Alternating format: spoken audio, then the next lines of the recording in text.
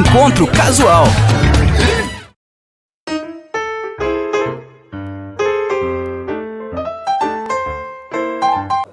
Olá, seja bem-vindo, bem-vinda. Estamos iniciando mais um Encontro Casual aqui na Unijuí FM. Mas antes de eu apresentar o nosso convidado de hoje, eu quero pedir para você compartilhar esse vídeo, se inscrever em nosso canal, fazer todo o ritual para levar mais longe histórias como essa que a gente vai contar aqui do médico oncologista Dr. Aníbal Nogueira, diretor técnico e sócio proprietário do nosso Instituto de Oncologia de Juiz. Dr. Aníbal, seja bem-vindo, tudo bem? Muito obrigado, Douglas. Prazer estar conversando com vocês aqui. Sempre acompanho o programa com grandes nomes que já passaram por aqui. Quanta honra eu estar sentando aqui é toda na nossa, tua bancada, né? Bancada do curso de comunicação, doutor Aníbal. Isso aí. Vamos fazer como a gente faz aqui no início, que é voltar no tempo, né? E lembrar do Aníbal ainda criança. A vocação de médico, que é uma das grandes vocações, todas são, mas a de médico e professor, para mim, são as que mais precisa se ter uma vocação. A sua vocação já aparecia lá no Aníbal menino ainda? A minha vocação de cientista, acima de tudo, é de médico. Então, quem me conhece desde criança, os meus amigos de longa data, de infância, que eu ainda os cultivo, ainda converso, ainda estão na minha lista de WhatsApp. Lá do Mato Grosso, né? Lá do Mato Grosso. Eu sou nascido em Dourados, no Mato Grosso do Sul. Sou de família tradicional de Dourados. Meu bisavô foi um dos fundadores da cidade, Ciro Silveira de Mello. Foi o primeiro presidente da Câmara de Vereadores quando a cidade se consolidou como município. E ele é de Cruz Alta, então eu acabei fazendo o caminho inverso. Né? Foi voltando. Sempre. Esse retorno que tu diz, eu sempre mentalmente refaço esse caminho. Por mais longe que eu esteja, eu sempre volto para casa, como diria Mahatma Gandhi. Mas eu não volto para a minha casa de Dourados, porque também, com tanto tempo de estrada, e a gente vai falar disso, eu saí adolescente de casa para estudar. E eu nunca mais voltei para minha casa, ali para o quarto que eu morava com os meus pais. Como diria Carlos Drummond de Andrade, né, Minas não há mais, Minas é só um quadro na parede. Dourados não há mais, Dourados é só um quadro na parede.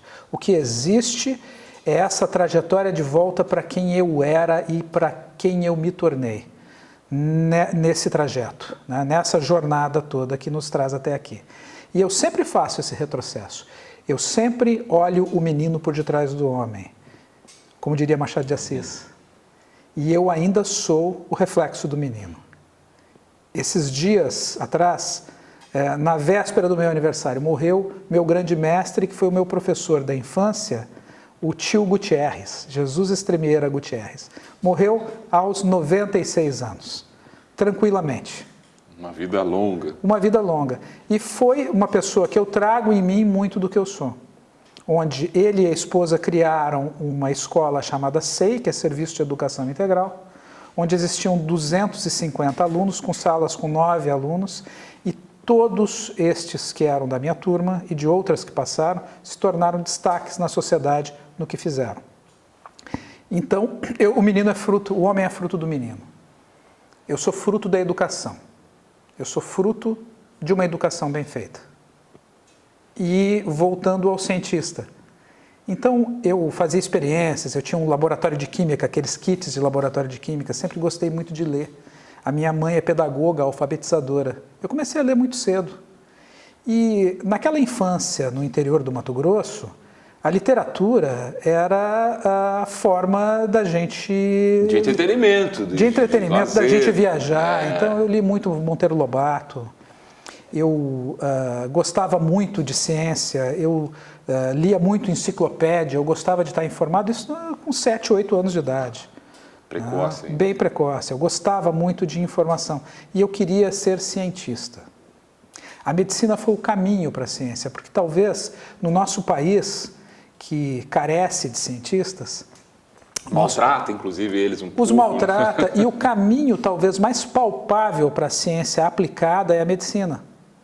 Então eu comecei muito cedo a olhar para a medicina como uma forma de chegar às ciências. Eu gostava muito de física, de astronomia, gosto ainda de física, de astronomia.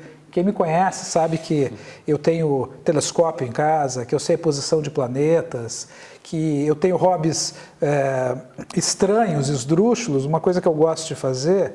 Tem gente que gosta de resolver palavra cruzada, eu gosto de resolver apostila de cursinho de física cinemática. Sabe aqueles problemas de cinemática? Sim, um trem parte daqui, o outro dali, tal hora, velocidade média, fórmula de Torricelli lá para... Esse eu não tinha ouvido falar ainda desse. Gosto de resolver problema matemático, acho que isso ajuda a manter minha mente ativa e meu raciocínio claro. E desse pequeno cientista, então, eu passo a gostar de medicina. Eu tenho um tio que é médico, que é Dr. Elias Nogueira Pérez. Tinha uma influência na família, então? Uma influência na família que é irmão do meu pai, o irmão mais novo do meu pai, e que é um dos pilares lá na região centro-oeste da saúde pública. Meu tio formou-se em Campinas, na década de 70, ele vai na década de 70 para o norte do Mato Grosso, adiante de Sinop, chamado Cidade de Vera. Ora, naquela época Sinop tinha 20 mil habitantes, Sinop acho que tem 200 mil habitantes quase hoje. E meu tio, ele e uma freira alemã montam um pequeno hospital e ele passa a ser o único médico num raio de 250 a 300 quilômetros, com histórias fantásticas dessa época. Ele vai à Universidade Federal do Mato Grosso, onde ele funda o Instituto de Saúde Coletiva.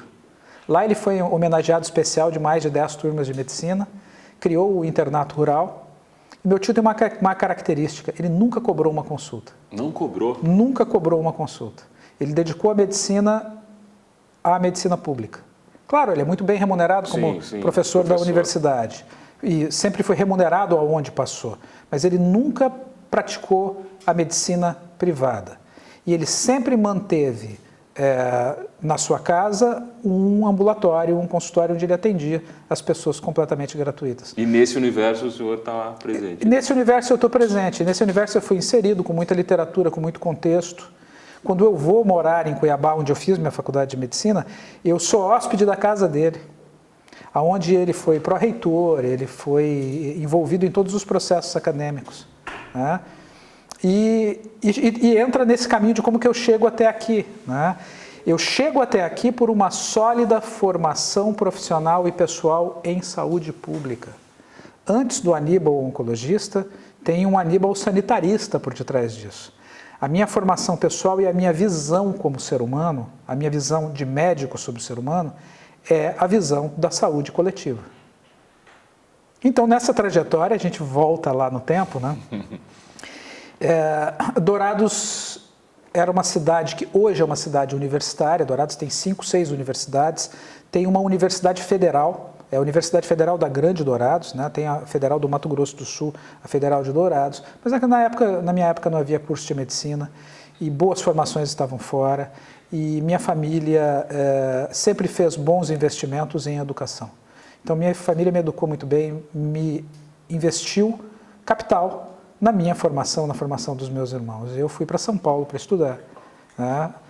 Onde eu tive a oportunidade de fazer uma das melhores segundo graus aí do Brasil e tive contato com muita gente interessante, contatos que permanecem até hoje. E nessa minha formação pessoal, eu acabo passando no vestibular. Tive uma trajetória de quase ir para Cuba fazer faculdade de medicina. Conta um pouquinho, a gente falou fora do ar. Existia na época um convênio entre o governo Fernando Henrique Cardoso e Cuba, que era para atrair recursos para Cuba, né? Sem nenhuma ideologia. Eu acho que o meu flerte com o regime cubano destruiu todas as minhas ilusões e me mostrou a realidade do que aquilo realmente significava.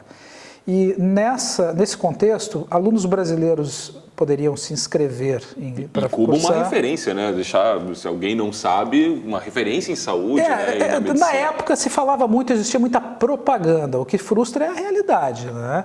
Então, a gente poderia fazer a faculdade lá, a faculdade era paga, eram $7.000 por ano, isso era uma forma de atrair dinheiro, recursos para lá. Lá na época, um professor ganhava $30 por mês, né? E a gente acaba se deparando com uma universidade em Cuba que não tinha... Livros tinha. Havia muitos livros com impressões muito boas, todos impressos na antiga União Soviética. Né? Livros em espanhol, muito bons. Não tinha informática e não tinha acesso a novos estudos. Você fazer medicina sem informática, mesmo na época que a informática começava a entrar, era muito difícil. Professores muito distantes do contexto de formação do aluno em tecnologia, você aprender coisas reais. Ausência de medicamentos e de medicamentos de ponta e de acesso à informação de ponta. Eu acho que nenhuma ciência pode evoluir sem liberdade de pensamento. E aonde você veta o pensamento, não haverão cientistas com mentalidade. Haverão pessoas teleguiadas a produzir coisas que possam ser irreais. E a ciência não admite o irreal, ela só admite o palpável e o real. A ciência não admite ideologia. Ciência não tem gênero, ciência não tem ideologia. E que continue assim. Ciência não tem crença. Em qualquer lugar onde a ideologia vá acima das leis normais, que eu digo que existem coisas que não são revogáveis, a gravitação universal não é revogável. As coisas vão orbitar querendo nós ou não, entendeu? Então, mas em lugares que tentam revogar essas leis naturais, é impossível que a ciência evolua de forma séria e coerente. Qualquer tipo de pensamento. Onde a liberdade não existe pensamento. E esse contato que o senhor teve fez mudar radicalmente as minhas ilusões de adolescente e de jovem e perceber a realidade do mundo e de um sistema que não pode funcionar. Onde é tolhida a liberdade, você pode até tentar matar a fome do povo, mas a maior fome que todos têm é a fome da liberdade e ser livre. Ser livre é poder pensar e poder, acima de tudo, expressar o que você pensa. Eu acho que essa é a maior liberdade que o ser humano pode ter. O ser humano tem que estar livre para pensar e falar o que pensa. Exatamente. E nesse momento eu vinha de um foco onde eu vou para São Paulo estudar e eu era focado em passar no vestibular da USP e da Unicamp. Eu queria fazer a formação que meu tio fez. O caminho que ele fez. Dele. Eu conhecia os professores da Unicamp, que eram ex-colegas dele e tudo, e eu tinha uma forte vontade de fazer mais até a Unicamp. E eu presto vestibular, demorei para entrar na faculdade de medicina. Eu fiquei 3 anos tentando e na primeira vez que eu fui para a segunda fase da FUVEST e da Unicamp, a segunda fase cai a concorrência de 150 por 1 para 3 por 1. E fizeram uma festa no primeiro ano. O Aníbal apareceu no jornal da cidade, que o Aníbal passou de Dourados para a segunda fase da Unicamp e da FUVEST, que é da USP. Né? E a maior derrota de todas é você perder para você mesmo. Né? E eu fui lá e não passei. No segundo ano, eu falei, agora eu vou me dedicar muito mais e vou estudar muito mais e vou passar. E o meu rendimento foi pior. A pressão, será? E na terceira vez que eu presto, o meu rendimento foi pior ainda. E eu não tinha prestado vestibulares em outros lugares. E existiam excelentes faculdades, como no Mato Grosso, em Campo Grande, aqui a Unijuí não tinha curso de medicina, ainda, né? Mas aqui em Santa Maria, no Rio Grande do Sul, em vários lugares. Mas aquela coisa do foco que a gente tinha. E eu acho que a pressão e a autocobrança, a autocobrança talvez seja a pior delas. Se impor a própria pressão. Né? E aí eu fui tentar essa experiência de Cuba aí e volto muito descrente. E meu tio me liga e fala, olha, nós mudamos agora, vai ter vestibular agora em julho aqui em Cuiabá. E eu fui e eu passei em 10º lugar, numa posição bem passada, assim, longe de estar na pressão, longe dos livros. Tranquilo. Tranquilo. E acabei fazendo uma faculdade com um enfoque muito grande em saúde pública e na formação generalista. O diretor do curso de medicina foi o Dr. Gabriel Novis Neves. O Dr. Gabriel Novis está vivo ainda, ele é ginecologista, obstetra e psiquiatra. O Dr. Gabriel foi, com 27 anos, secretário de Educação do Mato Grosso inteiro, quando era um estado só. E ele que criou a Universidade Federal do Mato Grosso e do Mato Grosso do Sul. Foi 16 anos reitor da UFMT. Criou os cursos de medicina de Campo Grande, da Federal de Campo Grande, da Federal do Mato Grosso e da UNIC em Cuiabá. Uma assumidade. Só que ele vai ser nosso diretor de curso de medicina sem secretária na sala. Nós tínhamos acesso direto ao Dr. Gabriel. Então eu lembro de muitas conversas que eu tive com ele. Um homem simples. Um homem simples e um homem, um intelectual com uma profundidade inatingível. A gente não conseguia ver o fundo desse homem. A profundidade era muito grande. Era um abismo de conhecimento, né? E tendo toda essa troca de conhecimento, o Dr. Gabriel sempre disse que o Brasil não precisava de médicos. E a nossa formação foi uma formação terminal, ele chamava. A formação do generalista terminal. Ele queria que nós tivéssemos muito bem sedimentados as 4 disciplinas básicas: pediatria, obstetrícia e ginecologia, cirurgia geral e clínica médica. E cercando tudo isso, saúde coletiva, saúde pública. Ele queria e quer, né, e conseguiu muito bem, criar gerações de médicos formados, prontos para exercer a medicina na sua integridade ao sair da faculdade. Então eu saí da faculdade fazendo parto, fazendo apendicectomia, tratando criança, sabendo atender criança, sem ter medo de atender criança, e com uma formação em clínica médica, principalmente em doenças infecciosas tropicais, assim, fantástica, onde nós tínhamos talvez os melhores professores do Brasil ali, gente muito boa. Tá? E essa formação me fez ser um médico muito seguro como clínico. Eu sempre digo para os meus pacientes que eu me orgulho de ser médico. Alguns anos atrás, eu estava em Dourados visitando a minha família, minha sobrinha se machucou, fez um cortezinho, e aí ela queria que o tio desse ponto nela. E essa formação me fez ficar 20 anos fazendo plantão em emergência, ter sido coordenador do pronto-socorro aqui por 15 anos. Uma paixão por atender, por ver as pessoas. Acho que eu gosto das pessoas. E voltando a essa história, eu estava então com a minha sobrinha, eu entro no hospital e eu converso com o plantonista, falo, olha, eu sou tio dela, eu vou fazer o ponto.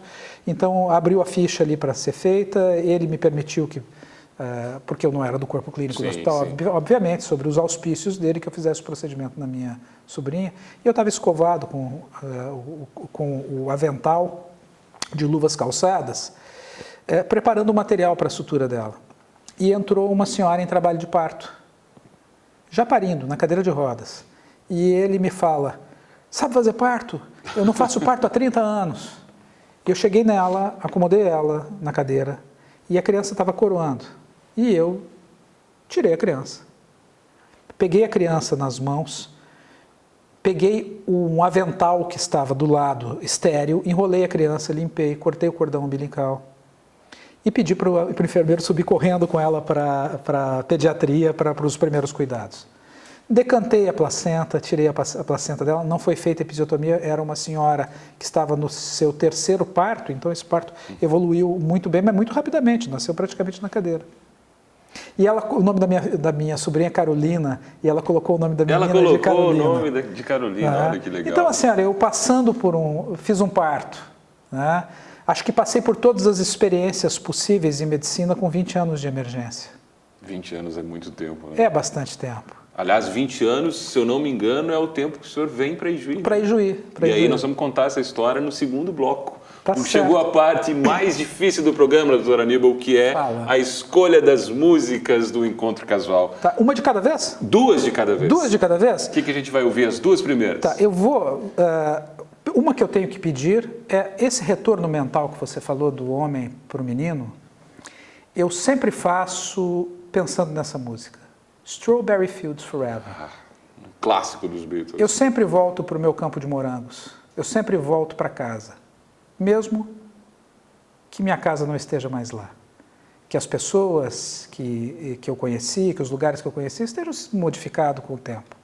Mas esse reencontro comigo mesmo, eu sempre faço. Strawberry Fields Forever. Nossa, e a segunda, doutor Aníbal, para fechar esse primeiro bloco? Eu sou um cara rock and roll, sabe? Eu gosto muito de rock and roll, eu gosto muito de bons solos de guitarra.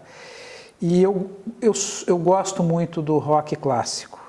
Essa música é mais para um rock clássico mesmo, o Waterloo Sunset, The Kinks. Olha só. Foi a música mais tocada no dia que eu nasci. É mesmo?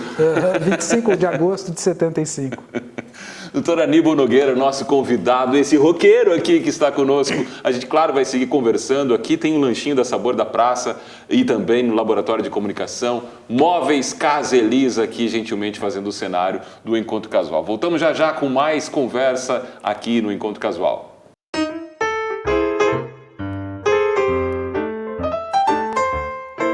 Vamos seguindo o Encontro Casual aqui na Unijuí FM, que recebe hoje o médico oncologista, diretor técnico e sócio proprietário do Instituto de Oncologia de Juí, Dr. Aníbal Nogueira. Vamos falar um pouquinho dessa volta aqui às suas origens, já que o tio era de Cruz Alta, né? O pai era de Cruz Alta. Meu bisavô. O bisavô era de Cruz Alta. Como é que foi o retorno aqui? Bom, eu fiz pelo coração, né? Pelo coração, sim, sem dúvida. Eu fiz a faculdade, então, em Cuiabá, e eu concluo minha faculdade nos Estados Unidos, na Johns Hopkins University, no Hospital Johns Hopkins, que é considerado o melhor hospital do mundo já há décadas. E uma coisa interessante, eu fui o primeiro interno de medicina estrangeiro, não estudante da Universidade Johns Hopkins. Quando eu tentei essa modalidade de fazer algum estágio lá, eles me negaram, falaram que dentro do hospital não, eu poderia fazer alguma coisa dentro da universidade em pesquisa. E eu acabei conhecendo no Brasil, através de um grande amigo meu, que é o Dr. Nicandro Figueiredo.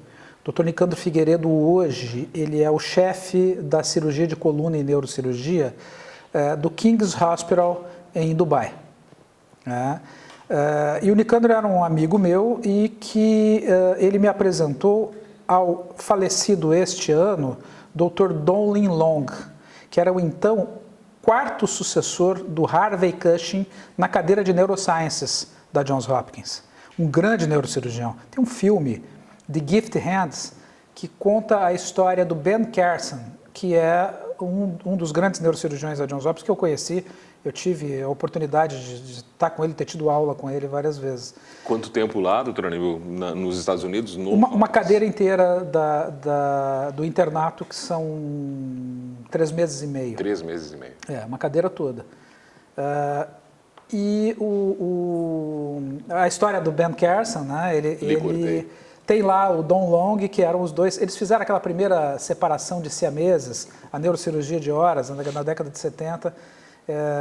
E esse filme é com o Cuba Jr., né? Esse ano nós perdemos Don Long, que acabou sendo a pessoa que eu encontrei aqui no Brasil num congresso, conversei com ele, e ele me disse assim: bom, você é amigo do Nicandro, você escreva uma carta para a universidade, para o diretor do curso de medicina, e você diga que você gostaria de ser o meu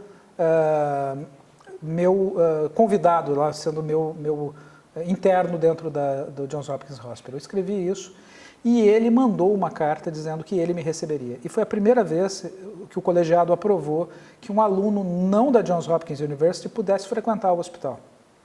E a formação médica lá é um pouquinho diferente nos Estados Unidos. Lá o médico ele tem 4 anos de um curso básico antes. Então, é como se ele fizesse biologia pura ou até matemática pura. Tem médicos que fizeram lá uma engenharia básica, que eles chamam de college, que são 4 anos pré. Depois desses 4 anos, entra-se realmente na faculdade de medicina, onde são 4 anos de formação. São 8 no total. No total, 4 anos de formação. Aqui no Brasil, são 6 anos corridos, onde os 2 últimos anos é o do interno. Interno, de medicina, que é o doutorando aqui. Lá é separado. Com 4 anos, ele é médico. E ele vai necessitar de uma formação complementar de médico interno, mas já com o status de médico. Então, eu passo a ter status de médico sendo acadêmico de medicina, porque eles me colocam como interno da Johns Hopkins. Foi uma experiência fantástica que me deu contato com a pesquisa e me abriu aí possibilidades e contatos no mundo todo. O Dr. Long, eu fui eternamente grato a ele e sempre mantive contato até sua morte agora no começo desse ano. Um dos ícones aí das neurociências no mundo. E volto para o Brasil, venho para o Rio Grande do Sul para fazer geriatria na PUC de Porto Alegre. E venho para cá, onde eu já tinha um lugar pronto em Cuiabá para ficar. Eu já era do corpo clínico da Santa Casa. Fora a história da família mesmo, Da família, né? e meu Das tio raízes, era, enfim. naquele momento, o secretário de saúde de Cuiabá. Era quase uma placa gritando, né? Venha Volta pra cá. para cá, venha para cá, você vai ter todas as oportunidades. E eu venho para Nova Ramada. Primeiro, a família da minha esposa é de Ajuricaba, a doutora Joyce Votrich, que é natural de Ajuricaba, daqui da região, fez faculdade lá conosco, em Cuiabá também, foi minha caloura. Ah, é? E nós E nos lá conhecemos, lá. e nós casamos ainda na faculdade. Nós temos 25 anos juntos. Nós estamos há 25 anos juntos. Completamos agora em junho. E eu conheci o finado Hard Aikoff, que era o então prefeito de Nova Ramada, uma cidade que tinha acabado de começar, com desafios tamanhos em nível de saúde pública. E ele falou para mim, um dia você não quer trabalhar aqui? Falou brincando. E um dia faltou médico lá, ele me ligou. Eu falei, não, eu topo. Com o desafio de eu morar numa cidade do interior, praticamente zona rural, uma cidade com pouca área urbana.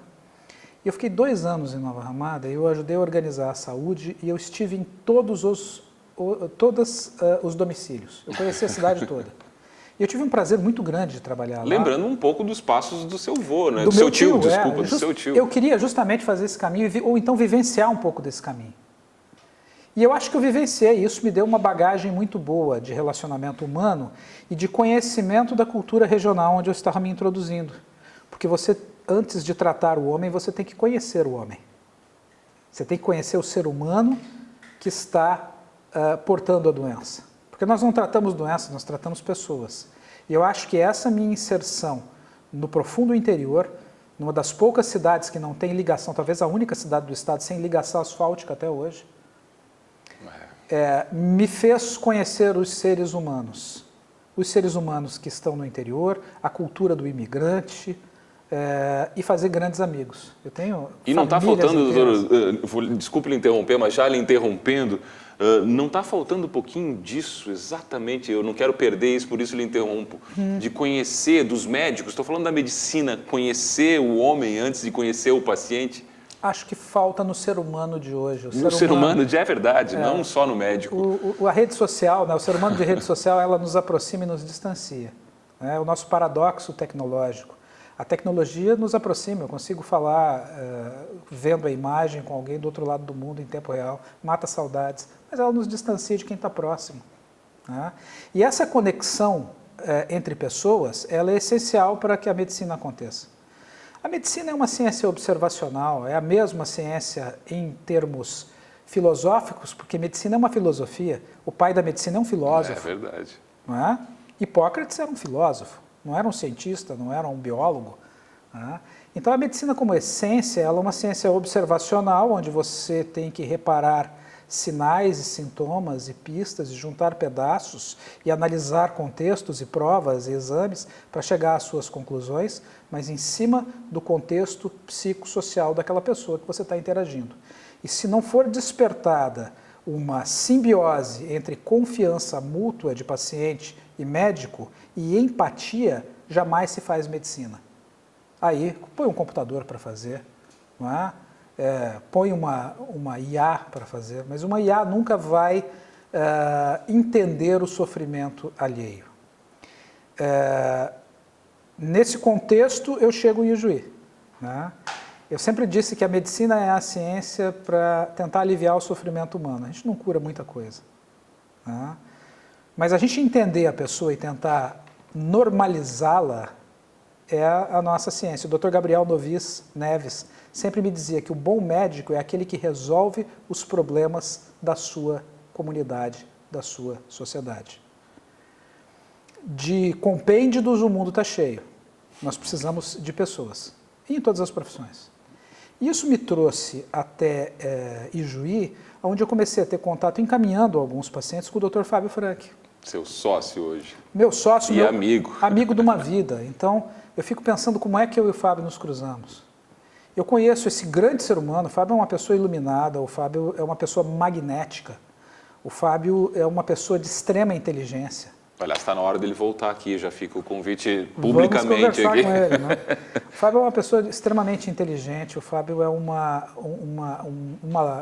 luz nas ciências médicas aqui no Brasil. O destaque dele no mundo é só um resultado da forma como ele se porta como ser humano.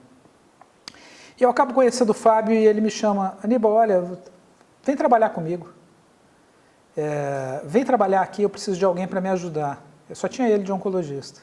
E eu fui lá para ser clínico e para ajudar nos cuidados paliativos, com a minha visão da geriatria, da formação de geriatra. E em 2004 ele começa a pesquisa, ele começa a não ter mais braço, não ter mais pés, não ter mais perna, e ele chega para mim e fala assim, Aníbal, eu preciso de mais um oncologista. Eu queria que você fosse esse oncologista. E eu disse, Fábio, eu tenho que parar o mundo e me formar. Ele falou assim, não, eu vou te formar como oncologista. E esse foi o desafio. Então, 10 anos antes de existir a residência em oncologia, no CACOM, o Fábio cria um programa de formação só para mim. E nesse programa de formação eu vou cumprindo todas as etapas, só que sendo o único residente de um hospital inteiro. Não era uma residência oficial. Sim. Mas era aquela relação de mestre e aprendiz.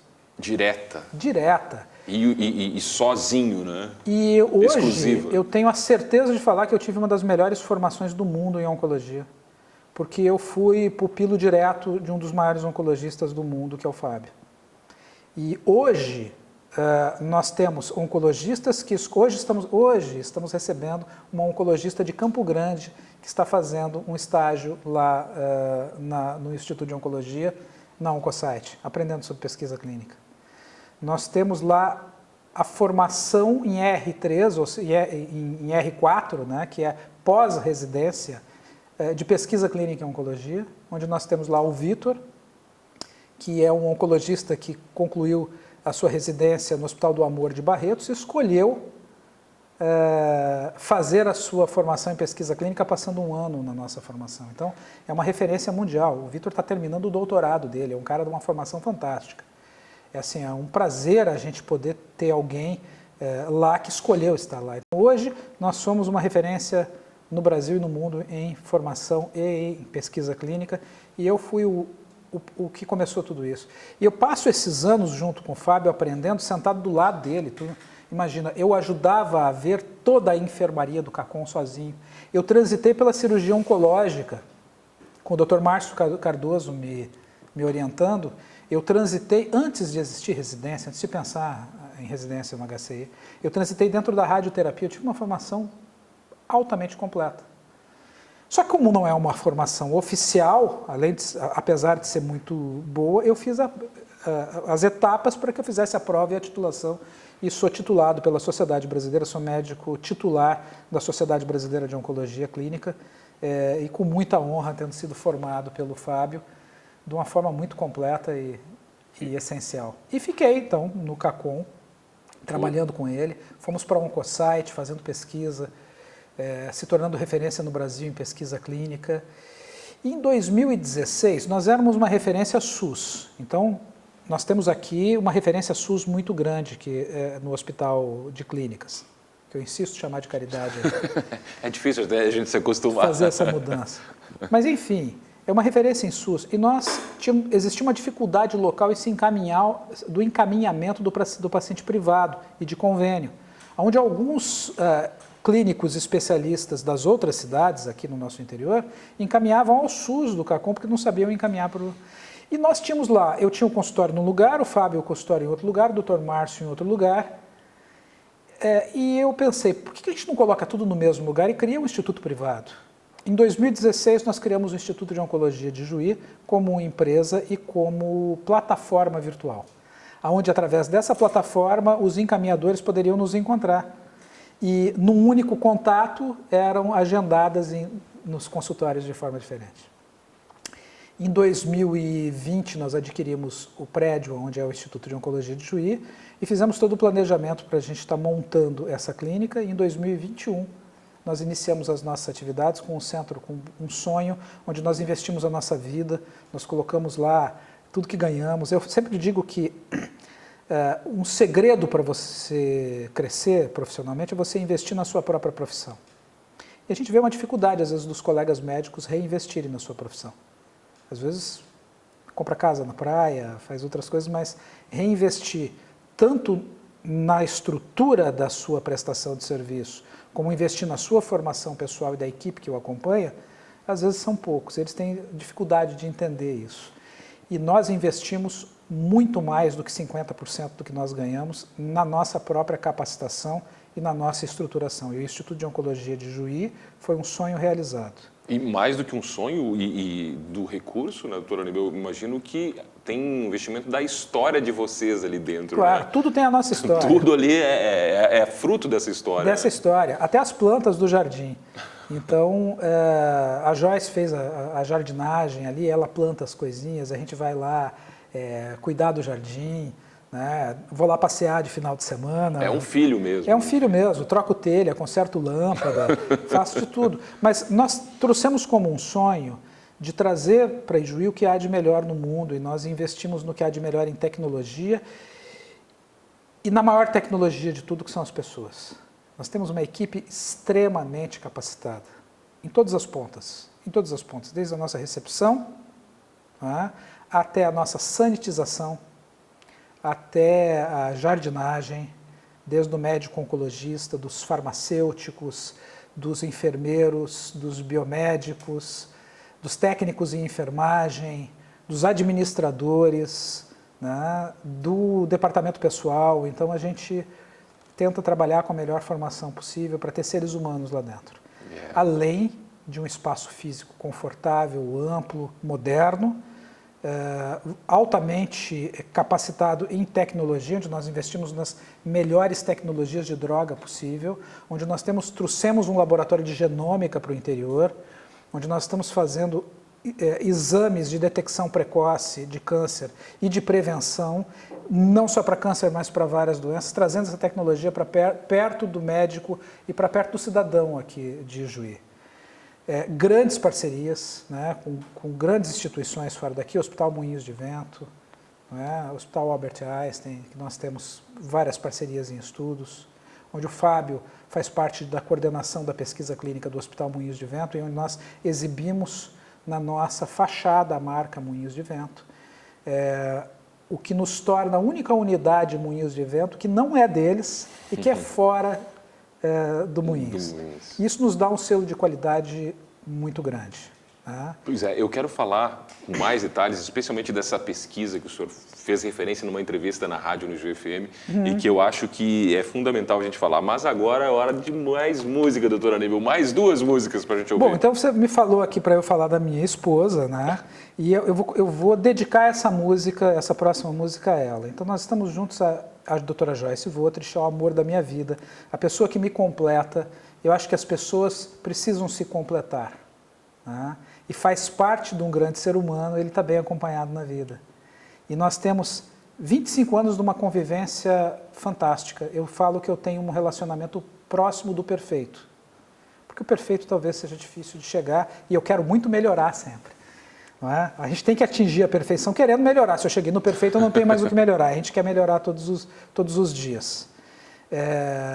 A gente tem uma parceria e uma cumplicidade muito grande. Nós somos parceiros de trabalho, companheiros de vida, e a gente quase não assiste televisão. A gente chega em casa, liga uma música. Hoje eu tenho ligado meu vinil para escutar sempre. Olha, né? que legal. E a gente conversa. A gente gosta muito de estar conversando, a gente está sempre muito na mesma página. Então, meu rock and roll, essa música não tem letra, tá? Mas eu acho que a guitarra dela fala muito. É Always With Me, Always With You, Joe Satriani. Ela fala. E a próxima, outra guitarra que fala muito bem, eu gosto de rock clássico, More Than a Feeling, Boston. Muito bem, olha só, é o gosto musical do nosso convidado, doutor Aníbal Nogueira. A gente vai fazer uma pausa aqui, com um intervalo, vamos seguir com o Sabor da Praça e depois voltamos com o bloco final do programa.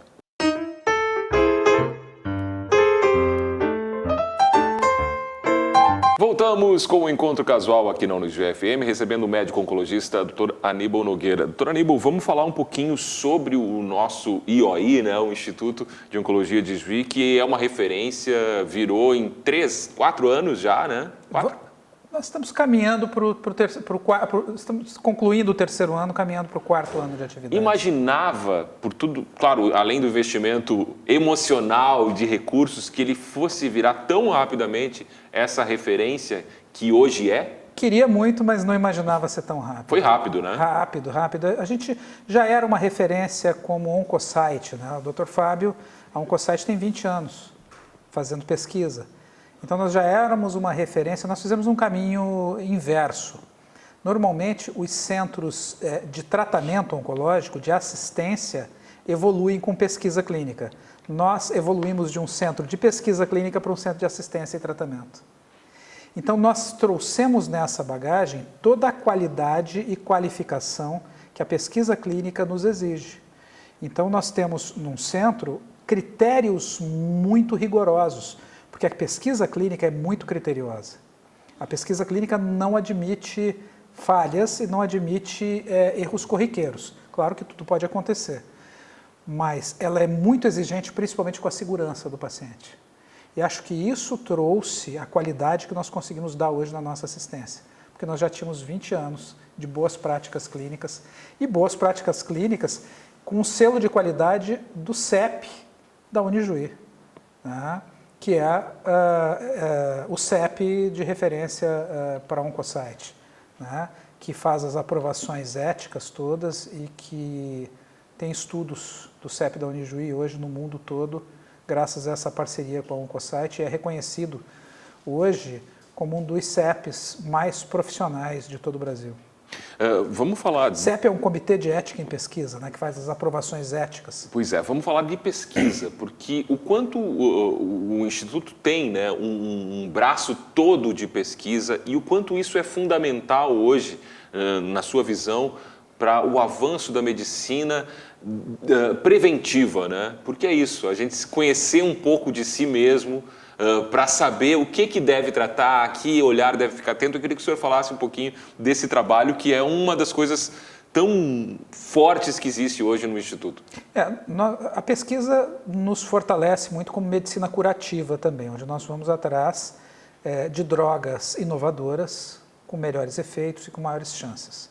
Para quem entrar nas nossas redes sociais lá, @ioi.med, né, no nosso Instagram, no nosso próprio YouTube, o YouTube do Instituto de Oncologia de Juí, ou na nossa página na internet também, vai ter contato com muito material. Tem muitos depoimentos. Nós temos hoje rodando, até nessa semana agora, rodando no Instagram, o depoimento da Franci Deconto, que é uma paciente lá de Santa Catarina, e que ficou sabendo por uma amiga que nós tínhamos pesquisa aqui em Juí e acabou vindo tratar com a gente, foi encaminhada, recebendo um tratamento inovador que era completamente inalcançável pelo SUS ou até mesmo para quem judicializasse. E está indo muito bem com a doença controlada, né, no caminho da cura. E a pesquisa ela tem possibilitado isso a muita gente. E é através da pesquisa que nós desenvolvemos novas tecnologias no caminho da cura. Eu acho que curar é difícil. Curar é difícil, como eu lhe disse. A medicina ela está aqui para aliviar o sofrimento humano. Mas a busca da cura é a nossa busca eterna como médicos, né? Nós seremos sempre frustrados, porque nós queremos sempre a cura, né? E nós todos morremos. Nós buscamos o santo graal, a eternidade, a fonte da juventude, e nós nunca chegamos. Mas nós vamos pesquisar. Eu acho que essa busca por viver mais e viver com qualidade é o que move os seres humanos. E nós buscamos a cura, nunca vamos nos contentar e vamos estar sempre em busca de novos tratamentos e, principalmente, oportunizando isso às pessoas. A pesquisa clínica hoje, graças a uma parceria privada entre universidade, entre Oncosite, indústria farmacêutica, nós temos hoje mais de 150 pessoas recebendo tratamento lá no IAI, dentro daquela estrutura toda, com todo o conforto, com toda aquela equipe, tratamentos de última geração, tratamentos de ponta, muitos deles que ainda nem existem no Brasil, completamente gratuito. Olha só. Completamente gratuito. Então, a pesquisa clínica é o alcance de todos que possam participar de um protocolo. São mais de 120 protocolos de pesquisa hoje, conduzidos pelo Dr. Fábio, recrutando pacientes. A maior parte deles nós tivemos aqui em vacina da dengue, vacina para melanoma, em todos os tipos de câncer. Então, se uma pessoa tem câncer, se você tem câncer, se o seu familiar tem ou teve um diagnóstico, procure a pesquisa clínica no Instituto de Oncologia de Juí. Nós podemos ter algo inovador para oferecer. Não é? E aquela pessoa que está num tratamento e esse tratamento não está surtindo efeito, procure o Instituto de Oncologia de Juí. Através da Oncosite nós vamos tentar buscar um protocolo, mesmo que esse protocolo não seja lá no Instituto. Nós temos parceria com Moinhos de Vento, nós temos parceria com o Albert Einstein, nós temos histórias de pacientes que nós encaminhamos para o exterior para ser tratado. Tem a fantástica história da dona Lourdes, que foi morar em Miami, porque só existia o tratamento dela lá, era um tratamento para câncer de colo uterino. A história da dona Lourdes está lá no nosso Instagram também, está lá na nossa página, está na página da Oncosite na internet também. Tem a história da dona Lourdes muito interessante. Ela chega com câncer de colo uterino, que é uma doença que até há pouco tempo tinham poucas opções de tratamento, porque é doença de terceiro mundo. Então, como não existe, porque a prevenção é muito grande, o Papa Nicolau é de muita qualidade e existe vacinação em massa para HPV, que é o maior causador desse tipo de câncer, de colo uterino, na Europa e nos Estados Unidos praticamente está extinto. Não existe mais. Mas não existe mais. E como é uma doença de países pobres, de países subdesenvolvidos ou em desenvolvimento, existia muito pouco desenvolvimento de novas drogas que são caras e não são consumidas nesse país. E essa é a tristeza. E é para isso que a pesquisa clínica existe. Então, chegou-se a imunoterapia para essas pacientes, hoje já longe do SUS, né? Essas tecnologias são incorporadas no SUS, às vezes com 20 anos. Longe do SUS, mas já os pacientes no Brasil de convênio têm acesso à imunoterapia para câncer de colo uterino. A dona Lourdes teve acesso, se curou. Ela chegou de cadeira de rodas, usando sonda, usando fralda. E ela só poderia usar aquela medicação nos Estados Unidos, porque a medicação estava em fase 1. Na fase 1, tem que ter...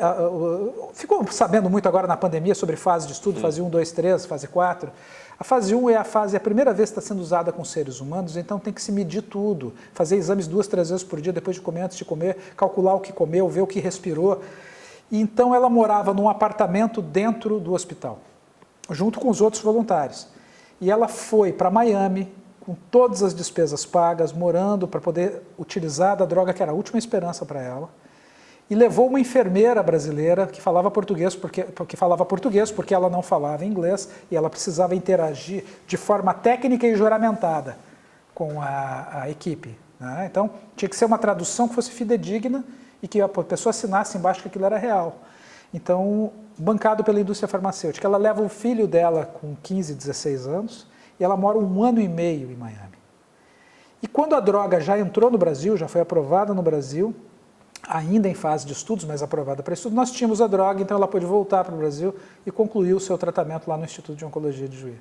E hoje ela é uma fantástica atuante na prevenção e uma divulgadora de pesquisas clínicas pelo Brasil. Então, a história da dona Lourdes tem que olhar lá no nosso Instagram. E é isso que a gente quer proporcionar. E através da pesquisa a gente desenvolveu muita tecnologia que é utilizada, que é o nosso laboratório de genômica. Pois é. Que a gente faz exames fantásticos, tu viu ali, deu uma navegada no exame, né? Que pode descobrir muito de si mesmo. Muito, né? A gente está com a nossa campanha, né, que câncer não tem cara, mas câncer pode ter cura. E o maior aliado na cura é a prevenção. Então nós temos lá mais de 200 tipos de exames preventivos e preditivos. Nós temos lá o DNA Oncocell. E super acessível também, né? Acessível. O DNA Oncocell é um exame que mapeia mais de 200 interações genéticas e que pode predizer qual a sua probabilidade de desenvolver desde diabetes, a hipercolesterolemia, as tuas habilidades para atividade física, que dieta que funciona melhor, sem contar com a predisposição para todos os tipos de câncer. Aí fala, mas isso é uma sentença? Não, nós somos 30% genética. Sabendo a nossa predisposição, nós podemos mudar o nosso destino com a nossa qualidade de vida. Nós somos 30% genética e os outros 70% é o ser humano que eu sou, no ambiente que eu vivo, no que eu como, com quem eu convivo, como eu amo, como eu odeio, como eu me sinto, como eu me posiciono em relação ao mundo. Então, por isso que eu lhe disse que antes de compreender o câncer, eu tenho que compreender o ser humano. E nunca haverá um bom médico que não compreenda quem está do outro lado da mesa. E que crie um vínculo de empatia. E isso é o que os meus pacientes têm certeza. Que eles podem confiar em mim, porque eu nunca vou mentir para eles. Eu sempre vou trazer para eles a informação mais correta possível. Porque se um dia eu mentir para esse paciente, ele vai quebrar esse vínculo e nada mais funciona. Nada mais funciona. Mesmo quando a notícia é ruim. O que eu não posso é ser um iatrogênico. A iatrogenia existe com a verdade. Então, a verdade tem como ser contada de uma forma dentro do contexto daquele cidadão que ouve a verdade e de até onde ele quer saber e compreender essa verdade, dentro de suas negações, que são íntimas, pessoais e de propriedade exclusiva de cada um. Cada um pode negar o que quer, isso é um mecanismo de defesa. Pode não acreditar que está com câncer, pode não acreditar que está doente. E a gente tem que tentar conduzir essa pessoa dentro das suas ilusões. Porque nós somos as nossas ilusões. Somos. Nós não somos eternos, a gente vive como se fosse, né? Pois é. Eu vou entrar mais ou menos nessa linha agora com o quadro que a gente vai fazer aqui, doutor Aníbal, que fecha o nosso programa, que é o quadro existencial. Perguntas complexas, filosóficas, com respostas mais curtas. Vamos fazer? Vamos lá, quase não gosto disso, né? Eu percebi. Começando, qual é o maior sonho atual do doutor Aníbal Nogueira? O meu maior sonho atual é continuar crescendo como pessoa. É poder viver para ver transformações. Meu sonho é poder produzir. É poder produzir até o último minuto. É poder viver até o último dia. Então, eu sonho nisso. Eu sonho em crescer sempre como ser humano. Eu quero que o dia de amanhã seja melhor que o de hoje. E eu sou sonhador, muito sonhador. Se eu falar assim, eu sonho com coisas pontuais, eu sonho com o Iuaí grande, eu sonho com o Ijuí magnífica, eu sonho com o Brasil fantástico, né? Eu sonho com a espécie humana fazendo as pazes consigo mesmo e acabando com as guerras. Eu sonho com tudo isso, mas eu sonho, acima de tudo, que eu possa ser protagonista no mundo que eu vivo e poder contribuir com isso, como disse o meu mestre Gabriel Novis Neves, meu diretor de curso de medicina, que o bom médico é aquele que resolve o problema da sua comunidade, do universo que vive. Né? Então, eu sonho em poder resolver no dia de amanhã o problema do universo que eu vivo. A coisa mais bonita que o doutor Aníbal Nogueira já viveu? Olha, eu vivi muita coisa bonita. Eu acho que eu não tenho como pontuar a coisa mais bonita que eu tenha vivido. Viver transcende tudo, né? Como diria Clarice Lispector. Passa todo o entendimento. Todo o entendimento. Eu acho que todos os dias, quando eu acordo e eu vejo a luz do sol daquele dia, eu vivi o momento mais lindo da minha vida. Vamos lá, o momento mais lindo da minha vida até agora é esse momento. A coisa mais triste que o doutor Aníbal Nogueira já viveu? Olha, a gente tem tristezas na vida, mas todas elas a gente supera com a felicidade do outro dia. Eu entendo que a felicidade não existe sem a gente vivenciar o triste. Nós não podemos deixar que a tristeza nos vença. Não é? Toda tristeza tem algo de feliz. Mas, vamos lá, eu acho que a tristeza maior que eu tive foi a perda de um dos meus melhores amigos, porque eu ainda precisava processar muitas coisas. Esse meu amigo era meu cunhado, que é pai das minhas sobrinhas, casado com a minha irmã, e ele morre há exatamente 19 anos. Exatamente. Essa semana nós estamos completando 19 anos da morte dele. Morre de um câncer, morre de um linfoma, com 37 anos de idade.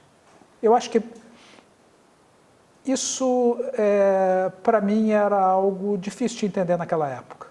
Que uma pessoa jovem, cheia de coisas, pudesse nos deixar assim. Mas nós entendemos que isso é um ciclo e nada acaba nesse mundo. Né?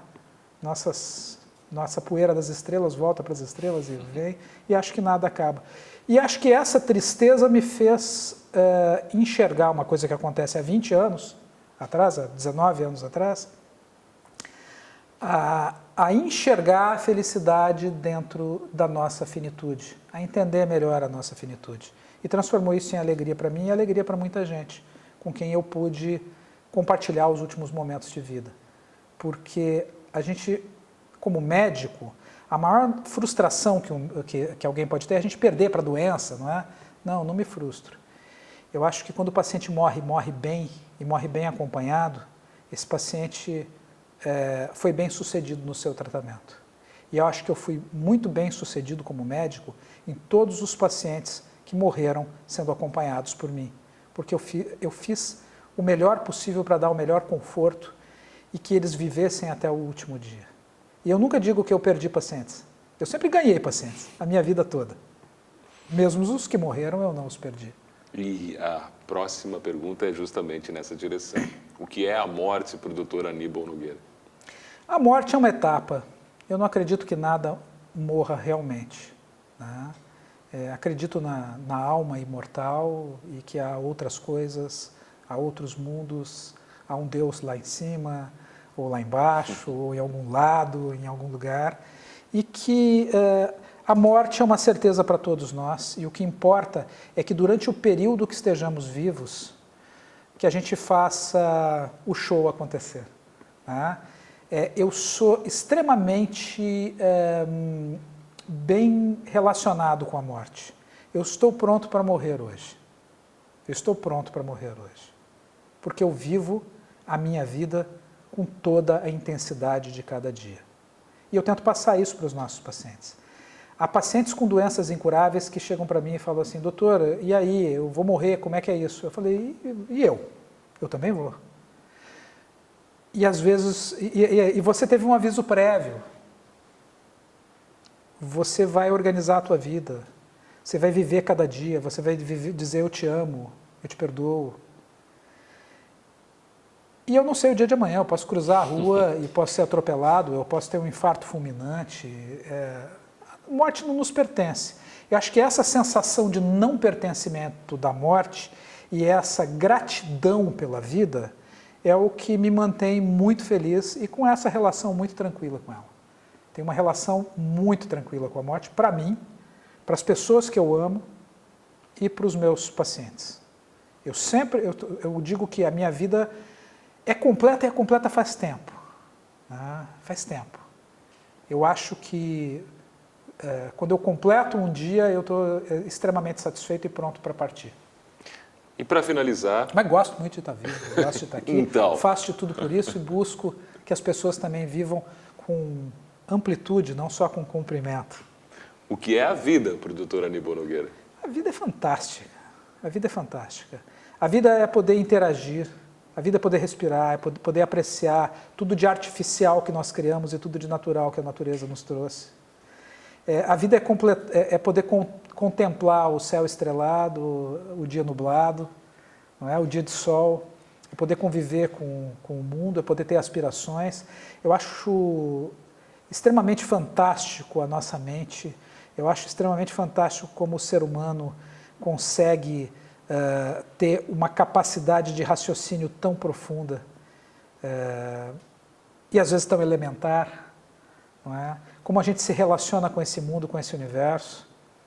E a busca de conhecimento. Eu acho que o que eu busco é conhecimento. Eu acho que se eu passar dessa vida e o próximo paraíso não for uma etapa para eu ter mais conhecimento e enxergar as coisas que eu não enxergava antes, não tem sentido. Vai ser frustrante. Vai ser frustrante, não? Vai ser muito frustrante. Mas não vai ser assim, como não foi frustrante o nosso papo aqui. Quero Muito agradecer muito aqui a sua presença. Agradecer a Laís, que voltou aqui à Rádio Unijuí FM, nossa ex-colega, ele trouxe, conhecer um pouco da sua história, da sua caminhada e esse transbordar de conhecimento que o senhor traz junto consigo aqui, essa luz, essa energia, esse fazer o show acontecer usando as suas palavras. Muito obrigado por fazer o show acontecer aqui na nossa rádio, nesse programa, contando um pouco da sua trajetória.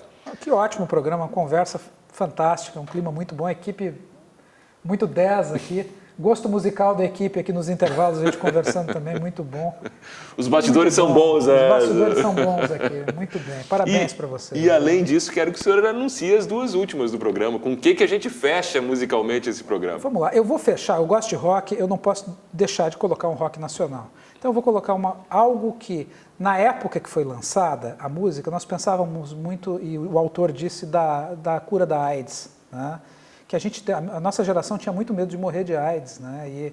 E levou embora nossos ídolos, né?